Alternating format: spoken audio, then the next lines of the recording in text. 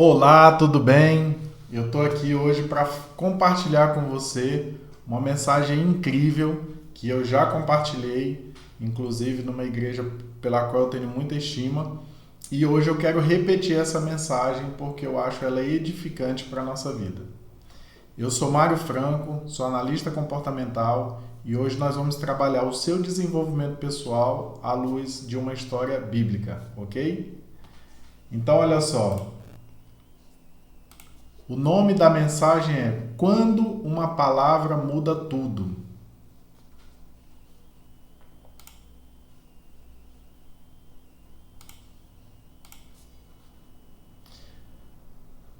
Quando uma palavra muda tudo.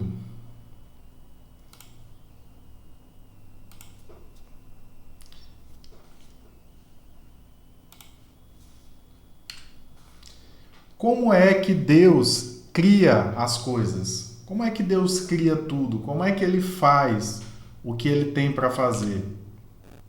Hebreus 11, versículo 3, diz o seguinte: pela fé entendemos. Quando o apóstolo Paulo aqui, provavelmente quem escreveu Hebreus, né? Fala entendemos, é aquilo que cremos, é aquilo que concluímos, é aquilo que nós acreditamos, né? Pela fé entendemos que o universo foi formado pela palavra de Deus. Deus liberou palavra e o universo foi se formando obedecendo a sua palavra.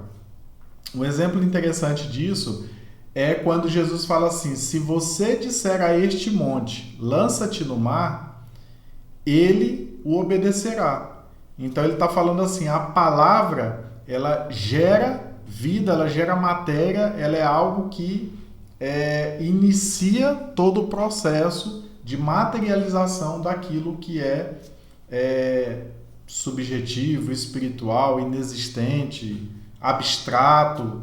Então ela é a ligação entre aquilo que ainda não existe e aquilo que virá a existir.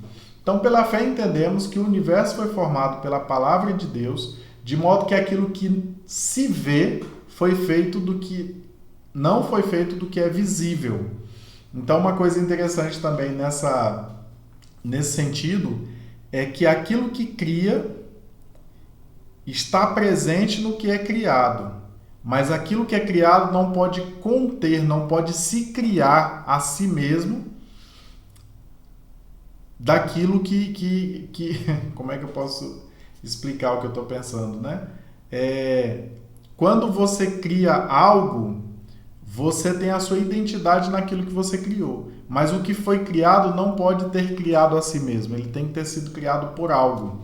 Então, há pessoas que não aceitam essa palavra porque não acreditam que alguém criou o universo porque não dá para ver.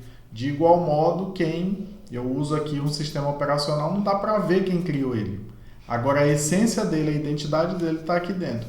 Então, nós entendemos, nós cremos que o universo foi sim criado por Deus. E aí, falando em palavra que muda tudo, né? Não sei se você já teve essa experiência, eu tenho 3 filhos, sou casado há 14 anos, né? Minha filha mais velha tem 12, fez 12 esse ano.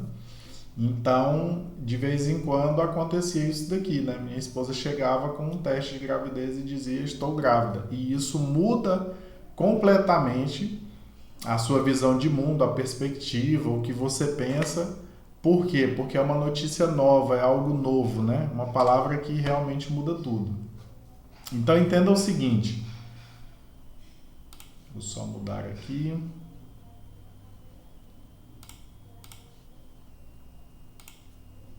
Vou colocar assim. A palavra da igreja é responsável pela degradação ou saúde de uma nação. Então eu vou te explicar. O que me leva a querer pregar o evangelho, a querer edificar a vida das pessoas, a querer trabalhar o pilar espiritual das pessoas, não é simplesmente uma questão religiosa. Eu não tenho aqui compromisso com uma denominação, eu não tenho compromisso com uma igreja. Estou falando de igreja, templo, denominação, né? Placa, prédio. Mas eu tenho compromisso com Cristo. Então, eu entendo o seguinte, que a igreja, veja que está com I maiúsculo, a igreja, que é o ajuntamento das pessoas cristãs, é responsável pela degradação ou saúde de uma nação. Se você buscar uma solução para o mundo em qualquer área, não existe uma solução completa.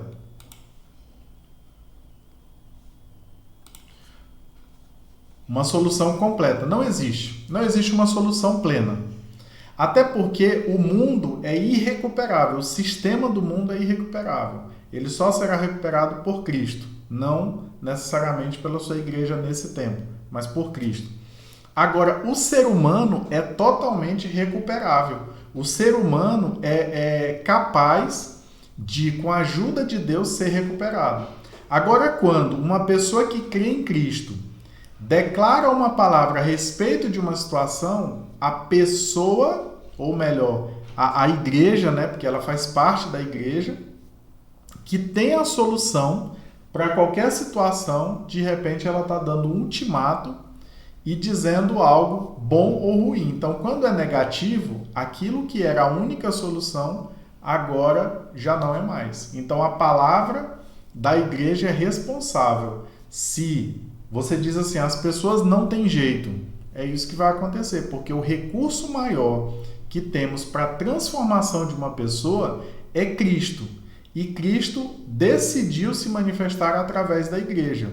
Se a igreja não quer se manifestar e declarar palavras boas sobre as pessoas, então não tem jeito. Porém, quando uma pessoa decide declarar, profetizar, falar a respeito de uma pessoa, enfatizando o poder de Deus, a obra de Deus, então essa pessoa tem solução. Ficou claro?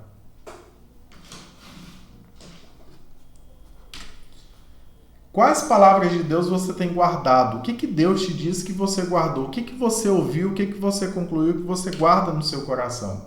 E quais palavras de Deus você tem liberado para o Brasil? Porque se Deus te disse coisas boas, libere palavras boas. Eu não estou dizendo para você concordar com o que é errado. Eu estou dizendo para você profetizar. Imagina, Deus mandou o profeta profetizar sobre os ossos secos, um vale de ossos, né? Então não tinha como ele dizer assim, vocês estão vivos. Mas também a morte não é o fim no caso de Deus. Por quê? Porque quando eu falo morte, eu estou falando no sentido literal, mas também em causas perdidas, né? Então quando você fala de uma pessoa, profetize coisas boas sobre essa pessoa. Profetize algo que faça sentido, que esteja de acordo com a palavra de Deus. E aí eu te pergunto, quais palavras de Deus você tem liberado para o Brasil? Você é daquela pessoa que diz assim, esse país não tem mais jeito, isso é desse jeito mesmo, as pessoas não mudam, eu não acredito, não sei o quê. Isso é uma palavra que você está liberando. Ou você é daquelas pessoas que dizem assim, Deus vai abençoar o Brasil, Deus vai conquistar essa terra, Deus vai ser exaltado nesse lugar, pessoas vão se converter, pessoas virão a Deus, pessoas estarão buscando a Deus. Pode ser que não seja todo mundo, mas existirá sempre pessoas buscando a Deus. Eu gosto tanto quando eu passo de manhã, às vezes fazendo caminhada, né? Às vezes indo ao centro, e eu vejo aquelas igrejinhas pequenininhas ali no bairro e tem lá um círculo de oração.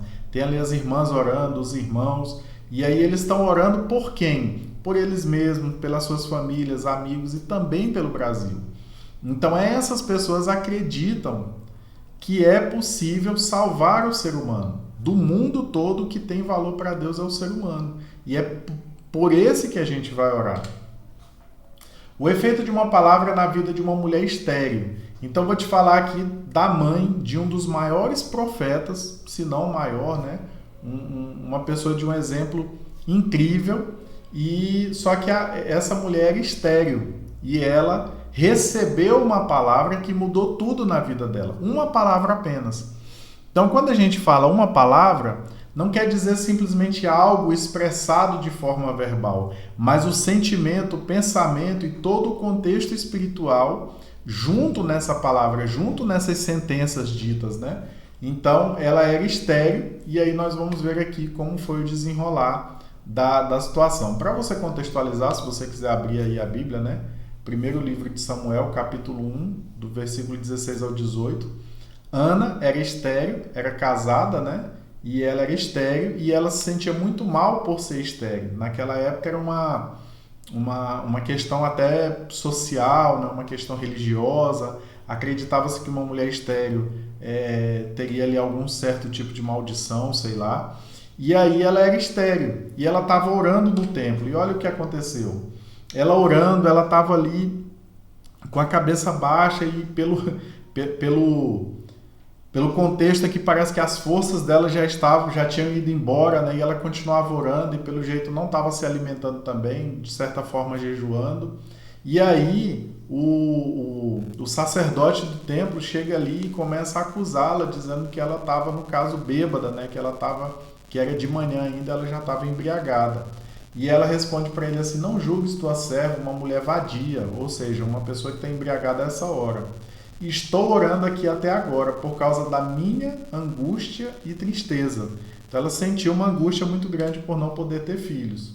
E Eli, que era o sacerdote, ele respondeu assim, quando ouviu a explicação dela, quando viu o que estava acontecendo, quando se inteirou da situação, ele disse: vá em paz, e que o Deus de Israel conceda a você o que pediu. Entenda, uma palavra dita por uma pessoa que tem autoridade. Então Eli disse isso a ela.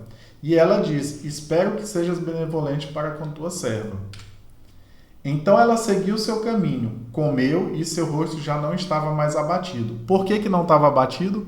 Porque ela recebeu uma palavra de esperança, ela recebeu uma profecia, ela recebeu de alguém que tinha autoridade e tinha fé para falar sobre aquilo. E é interessante nesse contexto que Deus tem responsabilidade, ele tem como é que eu posso dizer? Ele tem uma aliança com os seus sacerdotes. E Eli não ouviu o que era o pedido, mas ouviu que ela tinha uma angústia. E ele falou assim, que Deus de Israel conceda de acordo com a sua oração. Se vocês permanecerem em mim e as minhas palavras permanecerem em vocês, pedirão o que quiserem e será concedido.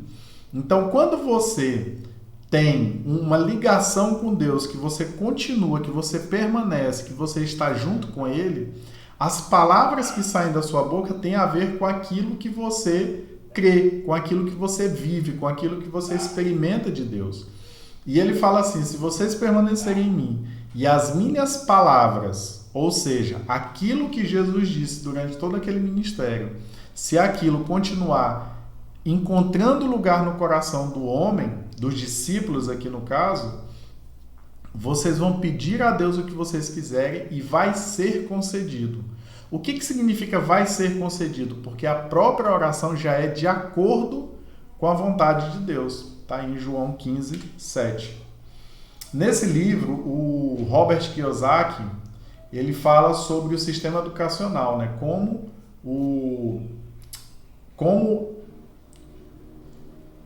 ele ensina as pessoas a querer ter dinheiro.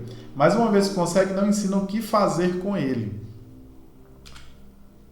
O que você faz quando recebe uma palavra de Deus para que tenha efeito em sua vida? Então, fazendo uma comparação com o livro, a questão não é receber a palavra de Deus. A questão é saber o que fazer com essa palavra de Deus. A palavra de Deus tem sido pregada no mundo inteiro. Todos os dias, todas as semanas, milhões de pessoas escutam a palavra de Deus. Só que a pessoa para a qual a palavra faz diferença é aquela que pratica de acordo com o que ouviu, pratica de acordo com a sua fé, pratica de acordo com aquilo que crê, pratica de acordo com aquilo que quer conquistar. A pessoa que simplesmente ouve a palavra e dispensa a palavra não faz diferença nenhuma na vida dela. Então, primeira coisa, guarde as palavras de Deus. Deus falou com você, guarde, anote, faça rascunhos, né? Coloque no telefone ou no bloco de notas, na nuvem, né? Onde você quiser, para guardar aquilo que Deus tem falado para você. Olha só, ele respondeu, vá em paz. E quando ele disse, vá em paz e que o Deus de Israel conceda a você o que pediu, Ana guardou essa palavra. Ela guardou aquilo que foi dito. Guardei no coração a tua palavra para não pecar contra ti, diz o salmista, né? Então a palavra de Deus, ela precisa ser, realmente, ela precisa ter um espaço especial no seu coração. Comporte-se de acordo com o que Deus te falou. Porque se você não guardar, você não vai se comportar de acordo. Mas quando você guarda, você precisa se comportar de acordo com o que Deus te falou. Então, se Deus te prometeu algo, comporte-se de acordo com aquilo que ele te prometeu. Se Deus falou que vai fazer algo, não tente fazer você mesmo. Olha a confusão que Abraão conseguiu criar, porque Deus disse que iria dar um filho para ele. Em um determinado momento, ele resolveu que ele mesmo ia ter um filho. E olha só quanta confusão foi gerada a partir de uma decisão de um homem. Então, se Deus te falou, comporte-se de acordo com o que Deus te falou. E quando você for orar, você ora a palavra de Deus, aquilo que Deus te revelou, e aqui também a palavra que fala a Bíblia. Então, se na Bíblia algum texto te chamou a atenção e você vai orar, ore aquele texto. Ore de acordo com aquele texto. Então, por exemplo, vou dar um exemplo aqui para ser bem prático. Em João 14:12 diz assim: porque essas coisas que eu faço, vocês farão maiores do que eu, porque eu vou para junto do Pai, e tudo que pedirdes em meu nome, eu farei. Então, Jesus está falando assim, olha, quando eu for assunto ao céu, né, quando eu subir ao céu, eu vou estar do lado de Deus. E quando você fizer uma oração a Deus em meu nome, eu vou estar lá e vou falar, pode fazer. Porque Deus entregou todas as coisas na mão de Jesus. Então, essa oração vai ser ouvida.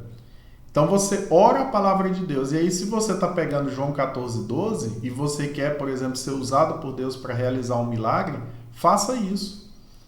Ore essa palavra. Fala, Deus, eu quero ser usado para curar pessoas. Então, e é muito interessante quando você faz isso. Claro que o foco tem que ser a glória de Deus e o foco tem que ser também curar a pessoa, não se autopromover, cuidado com isso. Mas eu sei que na oração, por que Deus não responde logo de primeira? Deus sempre responde, mas Ele quer trabalhar o seu coração, para que você não se envaideça. Então, quando você tiver experiência, e é muito bacana, quando você tem experiência de orar sobre uma pessoa, e ela estar doente, e ela, depois da sua oração, ela sarar imediatamente.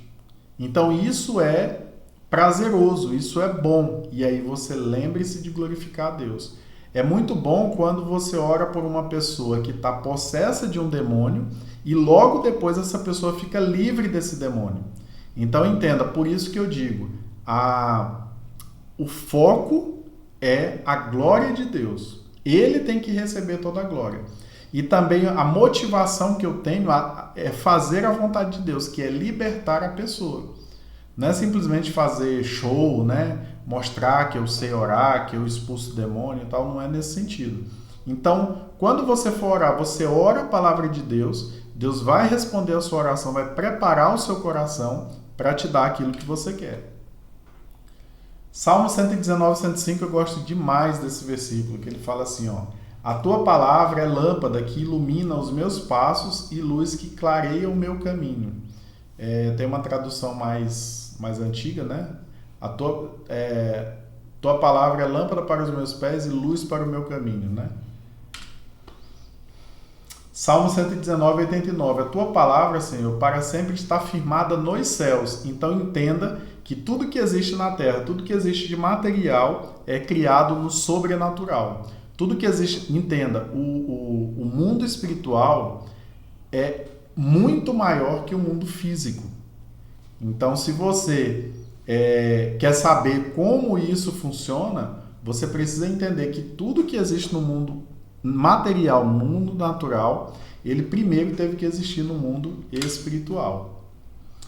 E aí, mude sua fala com foco na palavra. Se você falava algo e aí você ouve uma pregação igual a essa, que diz assim: cuidado com as palavras que você fala, profetize bênção, profetize coisas boas, profetize de acordo com a Bíblia. E aí você precisa mudar agora a sua fala, o jeito de falar. Em vez de dizer esse país não tem mais jeito, você fala assim: Deus vai abençoar o Brasil. Em vez de você dizer as pessoas não têm jeito, as pessoas são o que são e pronto, você vai dizer toda pessoa pode mudar quando ela der entrada para o Espírito Santo na sua vida, quando ela deixar Jesus usá-la, quando ela abrir para Deus trabalhar no coração dela. Toda pessoa, olha só o que diz em Romanos 10:13. Romanos 10:13, para mim, é o segredo da vida. É assim, quem quer alcançar algo, Romanos 10:13, ele fala assim: porque todo aquele que invocar o nome do Senhor será salvo. Salvo de quê? De qualquer coisa. A invocação ao nome do Senhor te livra de qualquer coisa. Então, quando você entende isso, você muda a sua fala com foco na palavra. Quando uma pessoa diz que algo não tem jeito, você fala tem. Tem jeito porque Jesus é maior que essa situação. O mundo espiritual é maior que o mundo natural. As coisas acontecem dessa forma. O efeito da palavra de Deus em nós. Chegue à tua presença o meu clamor, Senhor. Dá-me entendimento conforme a tua palavra. Meus lábios transbordarão de louvor, pois me ensinas os teus decretos. A minha língua cantará a tua palavra, pois todos os teus mandamentos são justos. Então, quando ele fala aqui sobre isso, entenda, tudo aquilo que Deus quer para você é bom, é agradável, é perfeito. Deus não quer algo ruim para você. Deus não quer brincar com o seu sentimento. Muito pelo contrário. Ele quer cuidar de você e ele te diz o que tem que fazer.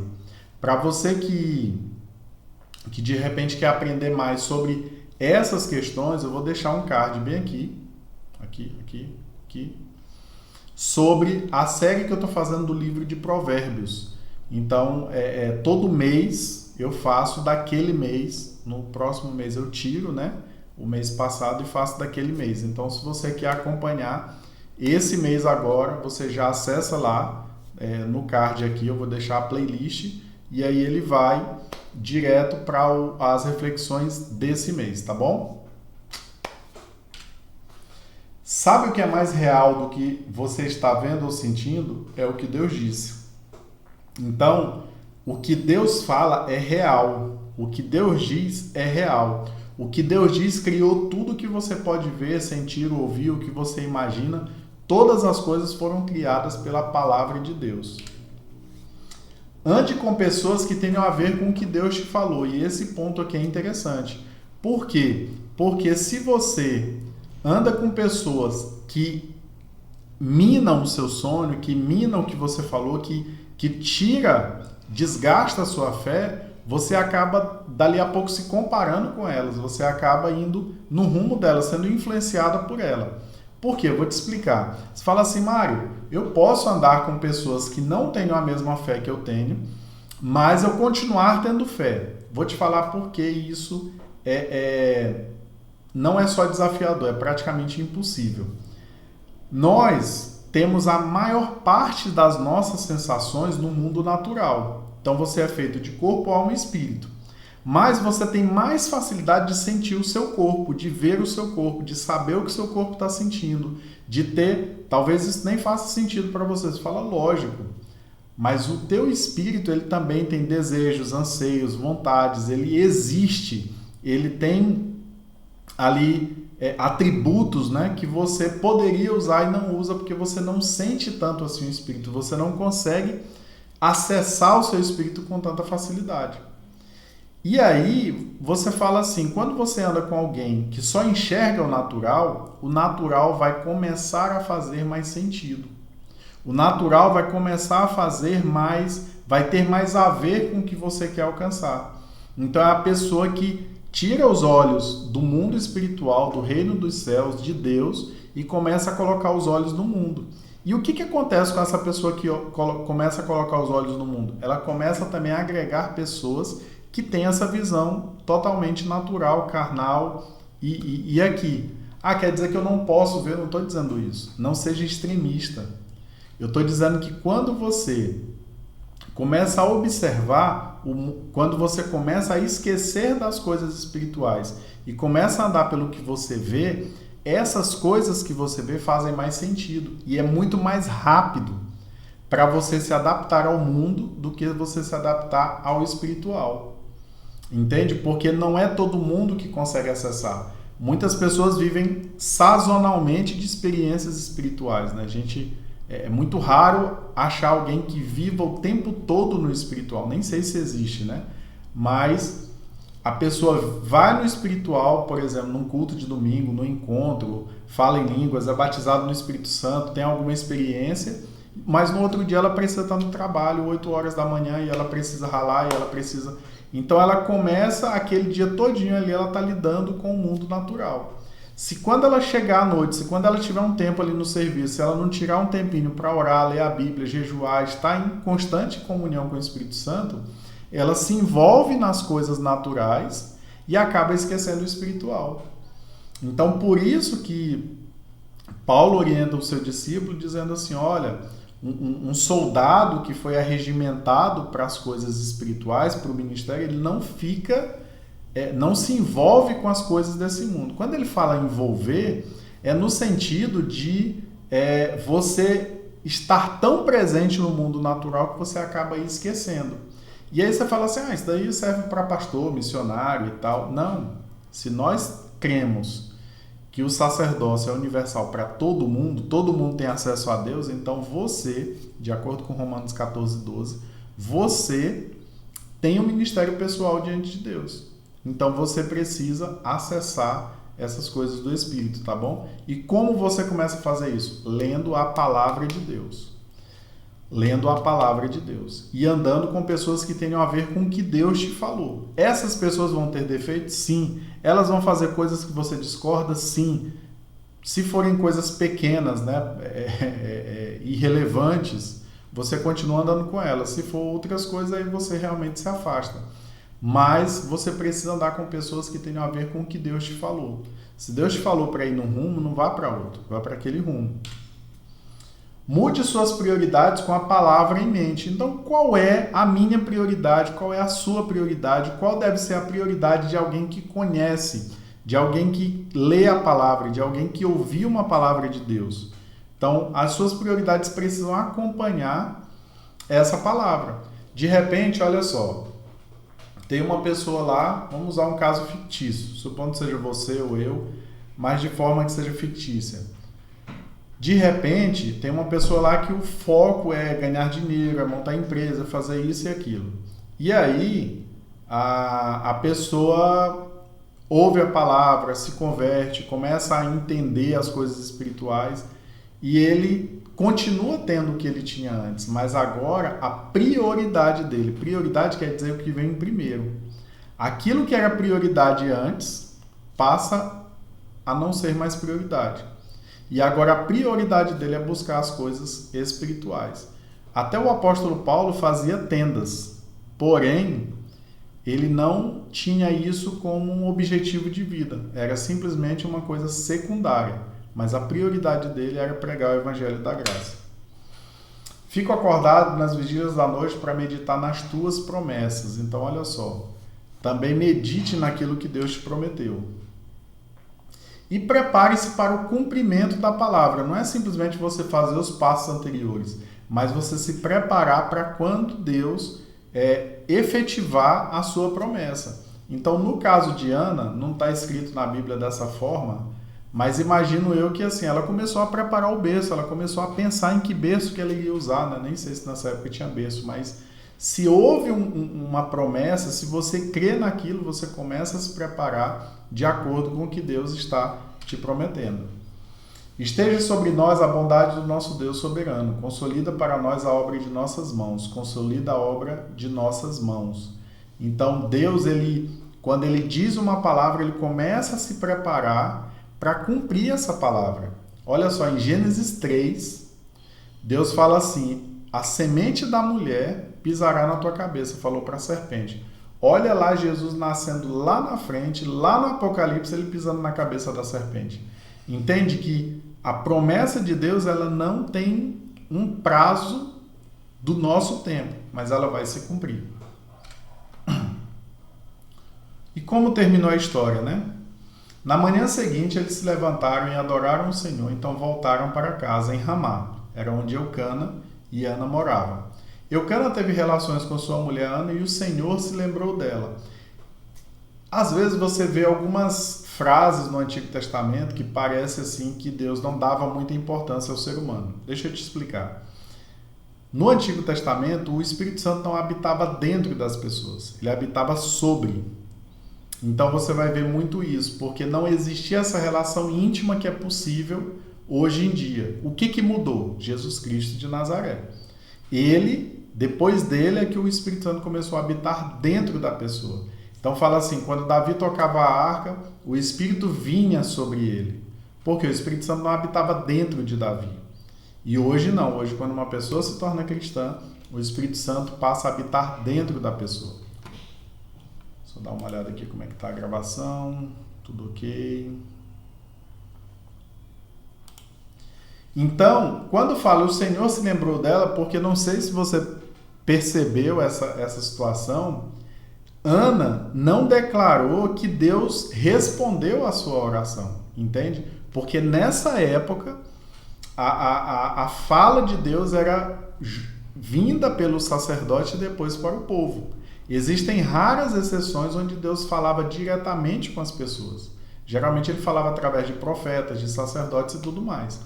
Hoje, como nós temos o Espírito Santo, Deus fala direto a você. Mas antes a pessoa nem sabia que Deus estava falando. E é o que acontece, inclusive, com Samuel, que Deus começa a falar com ele e ele acha que é Eli que está chamando ele, né? Que é o filho dessa história aqui, né? Então, quando fala, e o Senhor se lembrou dela, porque não existia essa relação íntima. Deus concedeu o pedido por causa da oração, sim, mas também por causa da palavra de Eli, porque era sacerdote. Então, quando uma pessoa, representante de Deus, fala algo, Deus tem uma situação para resolver, porque aquilo tem que vir de Deus. E se não vier de Deus, aí é um problema. Mas no caso aqui, o próprio Eli falou que Deus conceda aquilo que você pediu, e Ana estava pedindo um filho. Então Deus se lembrou dela e ela teve um filho. Assim Ana engravidou e no devido tempo deu à luz um filho e deu-lhe o nome de Samuel, dizendo, eu o pedi ao Senhor. Busque e receba a palavra de Deus para você e depois gere com foco. O que é foco? É você colocar a sua visão naquilo que é prioritário, naquilo que é mais importante, que não pode ser deixado de lado. Isso é foco. E muitas vezes a pessoa ora uma coisa, pede, Deus tem vontade de dar, porque Deus quer nos abençoar. Mas dali a pouco a pessoa já muda o foco para outra coisa. Por que eu tenho que orar tanto, com foco, para que Deus responda a minha oração? Eu vou te explicar de uma forma mais rápida. Mas assim, tudo que precisa ser materializado leva tempo. Não acontece de uma hora para outra. Então, por que eu preciso orar tanto para receber uma bênção? Não é que a sua bênção dependa necessariamente do tempo em si, mas ela precisa se materializar. Ela acontece no momento em que você crê e pode receber. Entende isso? Então, assim, orei uma vez, quer dizer que é o suficiente? Não é questão de suficiência. É a questão de receber uma resposta de que aquilo vai ser feito. Então, no momento que Deus te responde que vai fazer, a sua oração foi respondida e aquilo já existe no mundo espiritual. Ela vai simplesmente se materializar. Então, Abraão creu, como diz em Hebreus 11, Abraão creu e começou a viver a sua vida de acordo com o que ele cria. Porque ele acreditava que naquele momento que Deus falou com ele, que está registrado em Gênesis 12, que fala, sai da tua terra, da tua parentela, para uma terra que eu te mostrarei, farei de ti uma grande nação, e te abençoarei os que te abençoarem, amaldiçoarei os que te amaldiçoarem, e tu serás uma bênção. Naquele momento ele recebeu a promessa, mas naquele momento ele teve um filho, naquele momento a mulher engravidou? Não. Levou mais ou menos 25 anos para eles terem um filho, para engravidar e ter filho. Mas o momento da resposta foi aquele. Aos 75 anos de idade, ele sabia o que Deus ia fazer depois. Então, quando vai ser cumprido, é da competência de Deus. O que eu preciso pedir a Deus? A confirmação da vontade dele. É isso que o Senhor quer fazer?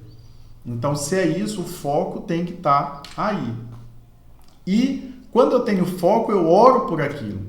E eu oro, existem os dois estágios da oração, né? O primeiro estágio é você orar pedindo. Então você pede, pede, pede, pede até que você receba. Quando eu falo receba, é a confirmação de que Deus vai fazer. Deus confirma no seu espírito que Ele vai fazer aquilo que você está pedindo. A partir daí você vai para o segundo estágio, que é agradecer pelo que Ele vai fazer. Entende? Então você pode continuar orando pedindo, mas não há mais necessidade. Agora você vai orar agradecendo, porque você sabe que Ele vai fazer. O que eu preciso ter também? Palavras. A gente está aqui nesse tópico. Ó. Busque e receba a palavra de Deus para você e depois gere com palavras. Então, você vai começar a falar de acordo com aquilo que você crê que vai receber, de acordo com aquilo que você está orando. Por quê? Porque a fé, quando você tem fé, você edifica outras pessoas. Você começa a falar algo e a pessoa diz assim, isso é impossível, isso não vai dar certo, isso... E você fala assim, mas eu creio. Então você começa a falar palavras que têm a ver com aquilo que você vai receber. Prioridade. Você começa a ter como prioridade fazer aquilo de acordo com o que você vai receber. Então vamos pensar assim, ó. 2 fazendeiros oram por chuva, mas só um deles vai preparar a terra. Qual deles realmente creu? Qual deles realmente está crendo que vai chover? Aquele que foi preparar a terra. Porque o outro fica assim, se chover eu preparo a terra. Isso não é fé. Então a sua prioridade é agir de acordo com aquilo que você crê que vai receber. É agir de acordo com aquilo que você crê. E se no meio do caminho você para de crer, principalmente ainda no primeiro estágio, provavelmente você não vai receber. É quase certeza. Porque você parou de crer, você parou de agir como de acordo com aquela promessa. Então você parou no meio do caminho. E nessa parada, se algo está materializando do espiritual para o natural, e ele estava sendo materializado e você parou de orar, ele volta ao estágio inicial. Porque o que faz uma coisa ser resposta de oração e passar a existir? Fé. Simplesmente fé. Não é se você é bom ou não, não é se você merece ou não, não é porque se fosse pelo merecimento, eu mesmo não podia nem estar aqui. Mas pela fé é que você recebe. E se você para de ter fé no meio do caminho, se você começa a titubear, não, eu não sei se Deus falou realmente foi isso, e aí você começa a não receber. Tiago fala sobre isso. O evangelista Tiago ele fala assim, homem de ânimo dobre. O que é ânimo dobre? Um dia pensa uma coisa, outro dia pensa outra. Um dia ele faz uma oração pedindo para um rumo, outro dia ele faz uma oração pedindo para outro rumo. Ele fala assim, essa pessoa não receberá nada do Senhor. Por que ele não vai receber? Porque todo dia ele está com foco em uma coisa, todo dia a prioridade dele muda, todo dia. Então, não tem como Deus abençoar, porque senão ficaria até bagunçado, né? Não sei porquê, mas a fé é o jeito de você receber, é como você recebe, é como as coisas se materializam, é quando você tem fé. Então, aí, para isso, você precisa trabalhar o Espírito. Porque a fé é atributo espiritual, é um atributo do seu espírito. Se você não entender o que é cada coisa, o que é espírito, o que é alma, o que é corpo, você acaba se perdendo nisso daí. E se vocês têm interesse em saber mais, eu quero muito que você comente aí. Fala se você quer saber mais, porque isso é um assunto muito extenso, né? Eu estudei isso durante muitos anos, para diferenciar o que é corpo, o que é alma, o que é espírito. Quais são os atributos de cada um, o que cada um faz, como é que eu uso cada um, como é que eu acesso cada um. Então, o corpo e a alma são acessados de forma mais simples, né? Porque a alma, até um psicólogo vai saber falar mais do que eu sobre alma, né? Do que eu. Eu estudei bastante, mas ele com certeza sabe muita coisa. Agora, do espiritual, só com Deus. Não tem outro jeito. Entendeu? Do corpo, né? Até você que não é especialista sabe falar sobre o seu corpo. Trabalho. Você trabalha, você começa a mudar as suas palavras, você começa a mudar a sua prioridade, o seu foco, e você trabalha para aquilo que você quer alcançar. Entende isso? Então, assim, José, no Egito, né? ele falou sobre a necessidade de armazenar os grãos e ele construiu lugares para armazenar. E tem gente que acha que milagre é facilidade. Não, milagre é sobrenatural. E ele junta com o seu trabalho. Entende a diferença? Não quer dizer que algo que é milagre não vai te gerar uma ocupação diária para aquilo. Então, por exemplo, o ministério. Você quer ter um ministério? Você vai ter que trabalhar. Por mais que Deus realize milagres na sua vida. Por mais que ele faça do sobrenatural. Mas vai ter trabalho. Vamos pegar lá o início. Jardim do Éden. Quando Deus traz Adão e coloca no jardim, ele fala assim: plantou um jardim, a banda do Oriente, e colocou nele o homem para o lavrar e o guardar. Então existe um trabalho. Éden quer dizer um lugar de deleites. Era um lugar incrível, cheio de frutas, de prosperidade, de animais, havia paz e tudo mais, mas tem trabalho. Tem gente que acha que vai passar a eternidade no céu deitado numa rede. Não, existe um trabalho. Trabalhar é bom, trabalhar é prazeroso. O que muitas pessoas reclamam do trabalho é porque o trabalho que elas fazem não é o que elas gostariam de fazer. Existe uma diferença. Mas o trabalho é muito bom. Então a sua palavra tem que estar de acordo com o seu trabalho e o seu trabalho tem que estar de acordo com a sua palavra. Por exemplo, se você reclama, né, da profissão que você tem, do trabalho que você tem, você vai trabalhar muito mais desmotivado. Mas é preciso ter trabalho.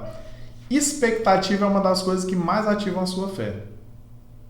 Não confunda expectativa com ansiedade. Expectativa é quando você gera uma reação positiva, um sentimento positivo daquilo que Deus vai fazer. Entende? Você fica assim: eu não vejo a hora de Deus realizar o milagre. Entende a diferença? Ansiedade é assim: será que Deus vai fazer? Será que não vai? Será que vai ser hoje? Será que vai ser amanhã? Isso é uma ansiedade. Expectativa não, é você crer de verdade, você sabe que vai acontecer e você descansa em Deus, mas você está com a visão do futuro e você sabe que Deus vai fazer. Congregar aqui ele tem a ver com ajuntamento.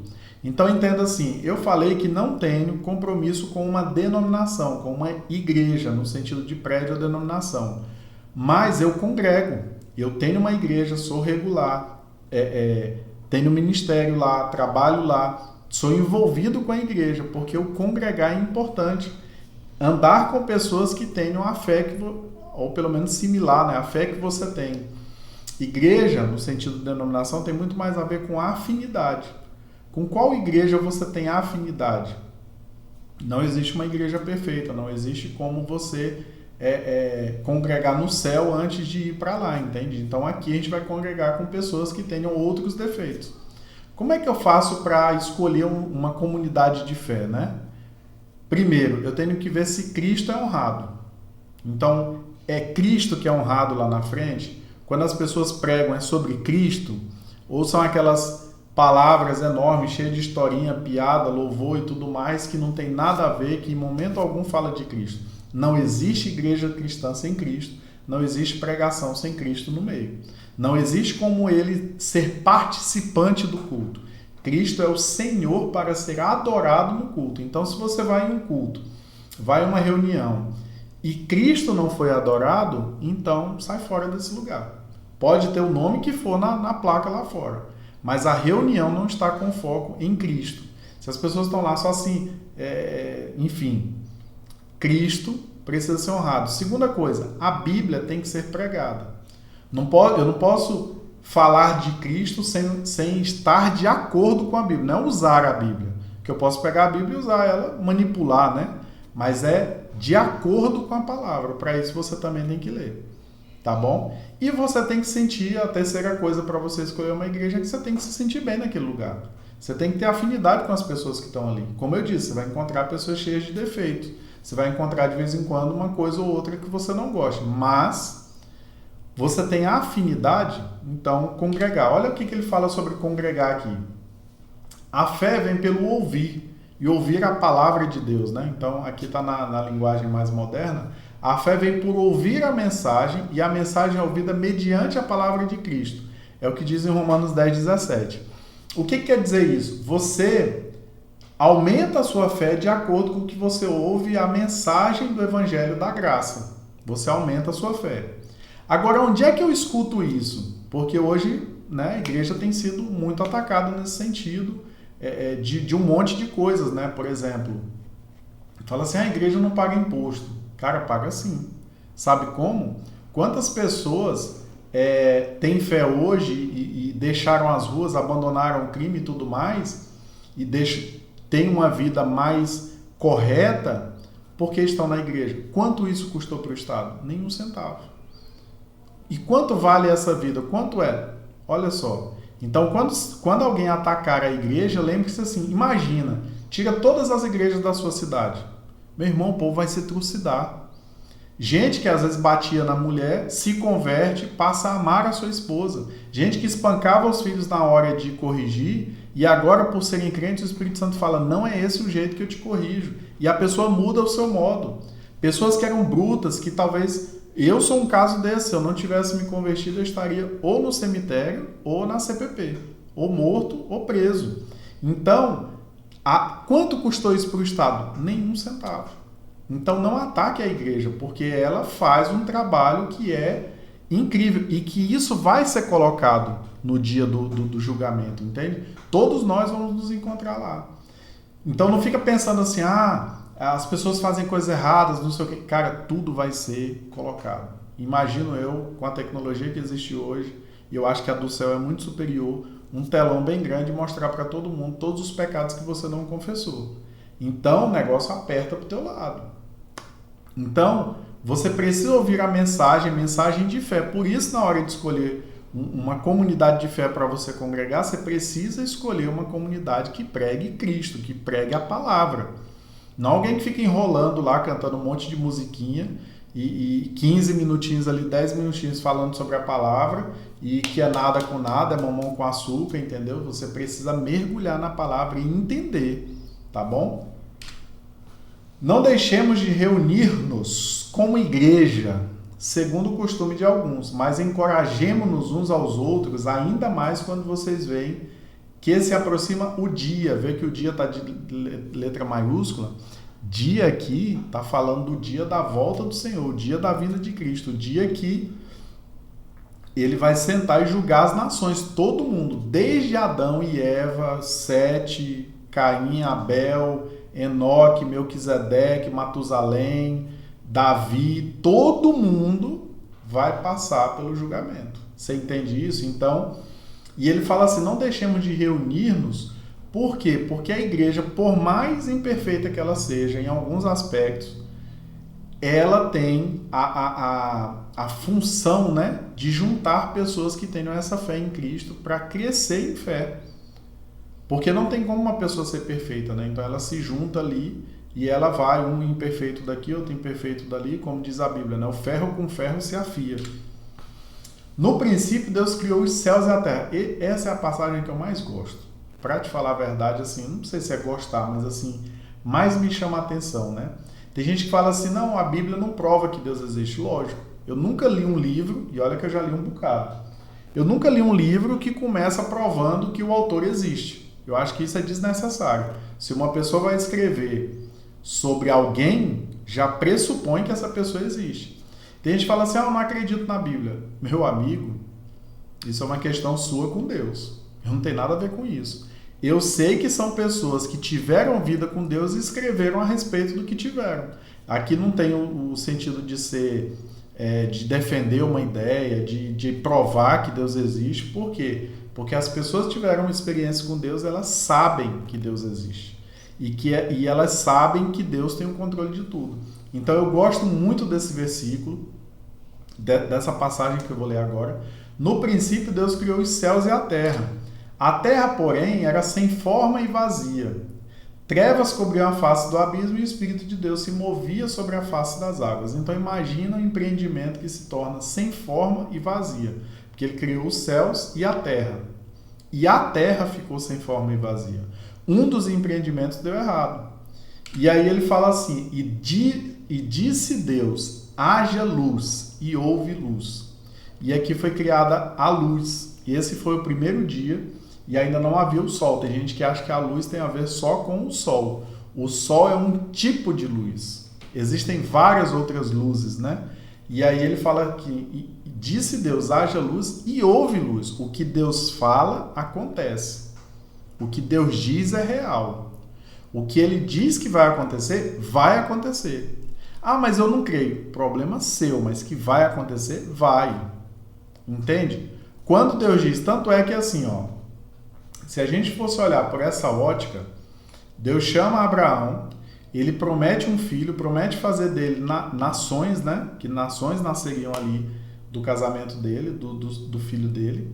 E aí, lá na frente, ele tem um filho com outra mulher, né? Tentando ali ajudar Deus, né? Inclusive, ideia da mulher dele. Se Deus não cumprisse aquilo que ele promete, Deus falaria assim, Abraão, beleza, fechamos aqui, estamos encerrados, não temos mais nada que ver um com o outro, eu vou chamar uma outra pessoa para fazer o que eu quero. Deus não quer pessoas perfeitas, ele quer pessoas obedientes que tenham fé. Abraão foi desobediente, mas tinha fé. Entende isso? E a fé levou ele a ser obediente. Entende que o que trabalha na sua vida não é se você é certo ou errado, é se você tem fé para se tornar de acordo com a vontade de Deus. Entenda, Deus não concorda com erro nenhum. Tem gente que pega uma palavra da graça, do Evangelho da Graça, e fala assim, agora estão pregando facilidade. Não, eu estou dizendo para você que Deus, pela sua graça, ele já sabe que você vai pecar, e ele entende isso, mas ele não concorda. Mas o que ele vai fazer na tua vida, ele vai fazer na tua vida. Só que você vai ser moldado de acordo com a sua fé. E se você não tem fé, você pode ser o homem mais correto do mundo. Você vai conseguir chegar diante de Deus e se justificar e chegar lá e dizer assim, Deus, mas o Senhor tem que me aceitar no céu. O céu não vai ser o mesmo sem mim, porque eu andei corretíssimo. Talvez essas pessoas sejam até algumas pessoas que vão ser separadas, né? Porque o próprio Jesus disse assim, muitos me dirão naquele dia, Senhor, Senhor, em teu nome nós pregamos o evangelho, nós falamos outras línguas, nós curamos enfermos, nós expulsamos demônios. Jesus vai falar assim, eu não quero ter comunhão com vocês, afastem-se de mim. Então você vai entender que o que faz diferença, a grande diferença na vida de uma pessoa é a fé. Talvez você está aí buscando um tempo, eu vou voltar para a igreja, eu vou voltar para Deus, mas eu preciso consertar minha vida. Querido, você só vai consertar a sua vida pela fé, usando a sua fé em Cristo. Que também não é só, eu creio, eu vou visualizar aqui que vai dar tudo certo, eu vou não sei aonde, que me ensina aqui, não sei o quê. Sinto muito lhe dizer, mas não tem nada a ver. A fé tem que ser firmada em Cristo. E aí sim você vai andar no caminho de Cristo. O que está precisando que Deus jogue luz para que você veja direito? Então, por que eu usei esse versículo aqui? Porque muitas vezes você tem uma situação e você quer resolver e você não sabe como resolver. Aí, o que eu coloquei aqui? Porque haja luz. Porque a primeira coisa, quando você vai resolver algo, é você jogar luz sobre aquele lugar. Vou te falar mais agora. Deixa eu só ver se a gravação está tudo ok, né? Então, vamos pensar aqui, por exemplo, aqui eu estou usando 3, 4 tipos de luz para ficar desse jeito aqui, Vamos ver se está... Olha, está funcionando, está até bem iluminado. E veja que ainda tem muitas sombras, né? Por quê? Porque é preciso muito, né? Para iluminar. Quando o médico vai fazer uma operação, o que ele faz? Ele joga luz em cima daquele lugar ali onde ele vai trabalhar, porque ele precisa ver claramente. Não pode ter pontos obscuros na hora de fazer algo tão delicado. Tem um tempo correto para aquilo. E quando você tem uma situação, você precisa dizer assim, Deus, joga luz, me faz enxergar o que eu não estou enxergando. Ilumina todos os pontos escuros dessa área aqui para que eu possa tomar uma decisão de forma assertiva. Então, assim, jovens que querem se casar e se interessam por uma pessoa, Deus joga luz, joga a tua luz ali, que eu enxergue não só com o coração, não só pelo meu amor, a paixão e tal, mas que eu enxergue a pessoa, se é realmente a pessoa com quem eu quero estar, se é realmente a pessoa do Senhor para mim. A pessoa que está querendo montar um negócio, está querendo fechar uma sociedade, né? Quando eu falo fechar, fechar parece que é encerrar, né? Mas é iniciar uma sociedade. O que é preciso fazer? é preciso jogar luz em cima. Será que esse sócio é o sócio que eu devo ter? Ele está de acordo com os meus princípios? Porque na hora de dizer, todo mundo diz o que você quer ouvir, né? Mas na hora de praticar é que faz a diferença. Você precisa contratar uma pessoa para a sua empresa. Deus, joga luz sobre os candidatos, me faz enxergar quem eles são antes de contratar. Porque na hora do contrato ali, todo mundo diz, não, eu sou trabalhador, eu trabalho 20 horas por dia, eu faço, eu aconteço, tal. Não dá 3 meses de empresa, o cara se mostra um verdadeiro problema, né, para o patrão. E agora ele tem 2, né, que é demitir o cara e contratar outro. Então, joga luz sobre isso. No casamento, Deus, eu acho que minha mulher é isso, não sei o que. Joga luz em cima. Para você ver claramente na área financeira, na área espiritual. Joga luz em cima. Para que possa ver direito. Ah, acabou.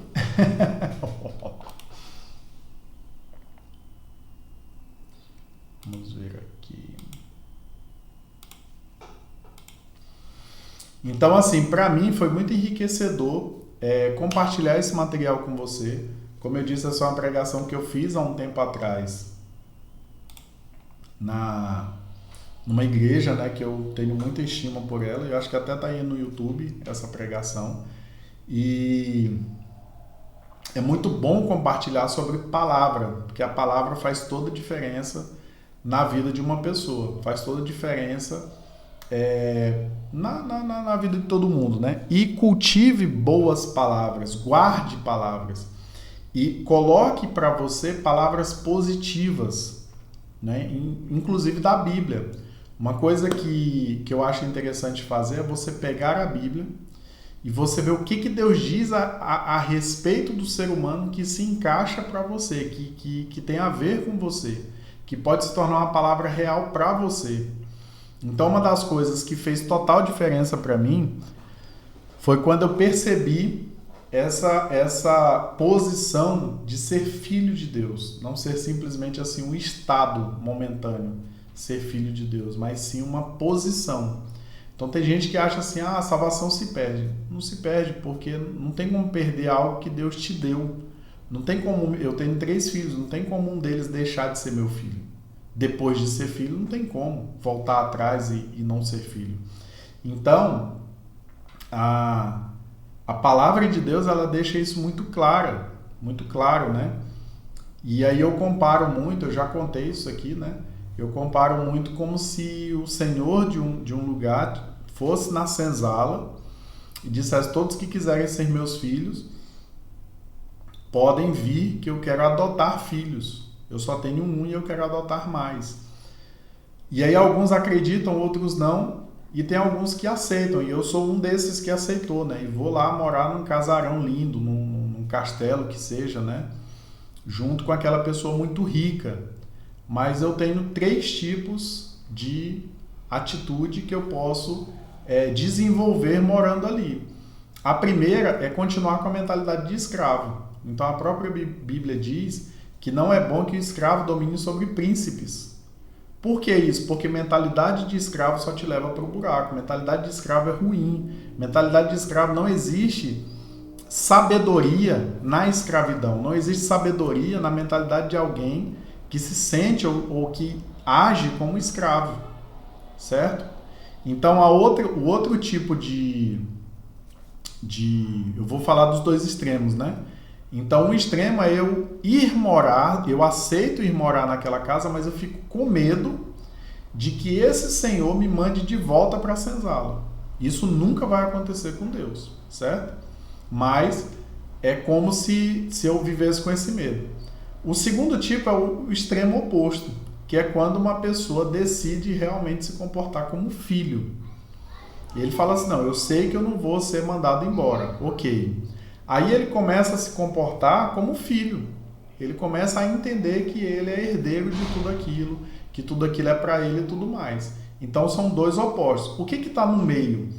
É a pessoa que sabe que não vai ser mandado embora, que sabe que não é escravo, mas ele é leviano, ele é desleixado naquilo que é colocado para ele fazer. Então eu sei que eu não vou ser mandado embora, mas eu também não preciso me comportar de uma forma qualquer. É assim que funciona no reino dos céus. É assim que funciona quando você faz uma decisão ao lado de Cristo, quando você se converte a Deus, quando você muda a sua vida para estar com Deus. É assim que funciona. Você tem esses três tipos de atitude. Tem gente que vive achando que Deus vai lançá-lo no fogo, que Deus vai mandá-lo embora, que Deus vai dizer que ele não é mais salvo, entendeu? Então isso pode acontecer. E tem gente que toma a posição. Eu sou filho. O reino dos céus tem a ver com você. Tem tanta gente que se desliga, né, das coisas de Deus porque não se sente filho, não sente a responsabilidade de pregar o evangelho para outros, né? E eu volto a te afirmar, essa, para mim, é a única solução para o ser humano. Eu não vejo outra solução que seja tão eficaz. Existem soluções paliativas, entende? Existem soluções assim, você pode melhorar, você pode consultar um médico tal, um especialista nisso, uma pessoa que trabalha com tal área da vida, e vai melhorar? Lógico que vai. Principalmente se o serviço for bom, né? Mas vai resolver? Não. A única coisa que resolve o problema do ser humano é Jesus Cristo. Não tem outra solução que seja completa, plena, eficaz e que resolva de uma vez por todas. Ok? Que Deus te abençoe e até uma próxima.